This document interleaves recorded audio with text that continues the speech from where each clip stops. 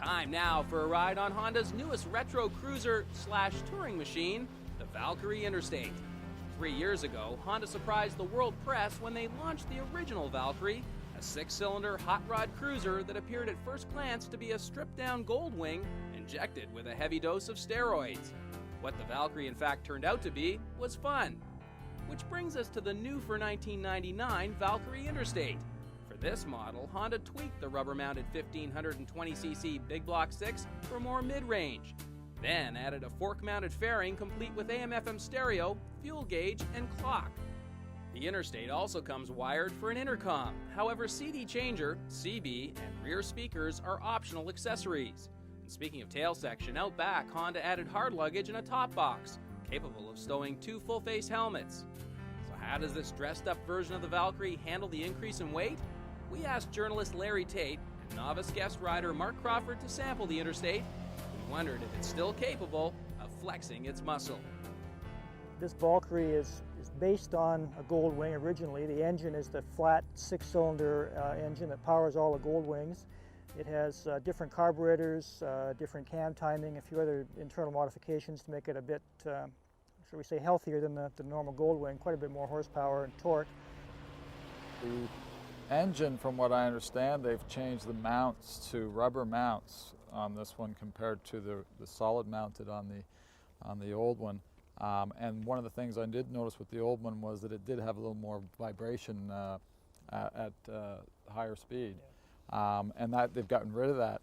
And they also made a couple of other changes, I believe, to the ignition and whatnot to bring up the mid-range a little bit. Yeah. And I noticed that was another thing that I had noticed on the old one that I thought was a bit iffy. But this I have no complaints about this bike whatsoever. I absolutely loved it. It's almost ridiculous that a bike this big and this heavy can handle and brake as well as this thing does. It's like somebody crossed a serious performance bike with with a full tourer. It's quite amazing what you can do on this bike as far as going fast goes and stopping hard. It's ridiculous that they managed to engineer that much performance in a package that's this big, and it just feels so integrated. It's quite the piece of engineering, it really is. Front brakes, again, quite remarkable for the size of the bike. It'll haul it down from high speeds with very little effort at all. You can see it's call an upside down fork. The slider part is at the bottom here behind this chrome cover, which is there to protect the internal part of the fork mechanism. Good sized rotors and 4-piston Nissan calipers at the front end. Very strong indeed. This is certainly a full dress tourer in terms of comfort and accommodation and luggage space, but it's a bit of a change to go with a big fork-mounted fairing rather than the sort of traditional frame-mounted fairing you find in a Gold Wing or an Electric Glide Ultra, those kinds of bikes.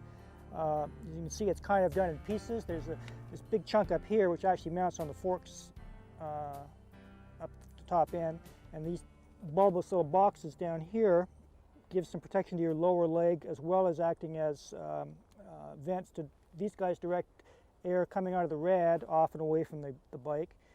There's vents opening at the front here with adjustable louvers at the back, so you can adjust to bring some radiator heat back onto your legs in cold weather, which is kind of a nice little touch. It's got a lot of the stuff that you'd find on a Gold Wing or another big tourer like that, in as much as it's got instrumentation, it's got bar-mounted gear for an AM/FM radio, you can plug in CBs and passenger intercoms and all that kind of stuff. So you're not really giving up anything in the way of luxury stuff at all. The fit for me was quite good. For a person of my sort of size, I was quite comfortable on it. Everything seemed to fit comfortably and was in good reach. The finish of it, I think it's beautiful. It's quite pretty.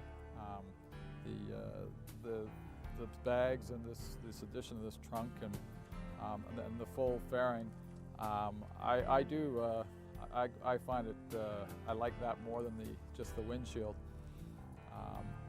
It was, like I say, I have no complaints or dislikes about the bike. I really enjoyed it.